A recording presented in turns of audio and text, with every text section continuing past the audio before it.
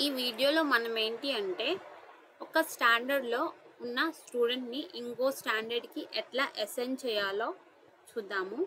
First application open చేసుకోవాలి. Open చేసుకున్నాక users మీద క్లిక్ చేసుకోవాలి.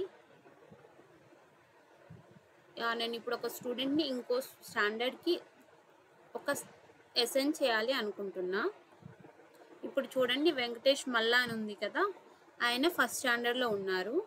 ఆయన నేను యూకేజీకి అసైన్ చేయాలి అనుకుంటున్నా. సో క్లిక్ ఆన్ వెంకటేష్ మల్లా. ఓపెన్ చేసుకున్నాక ఎడిట్ బటన్ మీద క్లిక్ చేయాలి. ఇగోండి, ఇది ఎడిట్ బటన్ అనమాట. దీని మీద క్లిక్ చేశాక ఇక్కడ స్టాండర్డ్ కనిపిస్తుంది కదా, డ్రాప్ డౌన్ ఇక్కడ క్లిక్ చేసి మీరు ఏ స్టాండర్డ్ పెట్టాలనుకుంటున్నారో అక్కడ సెలెక్ట్ చేసుకోవాలి. నేను యూకేజీకి ఎన్ని అసైన్ చేయాలి అనుకుంటున్నా. So I'm selecting UKG here.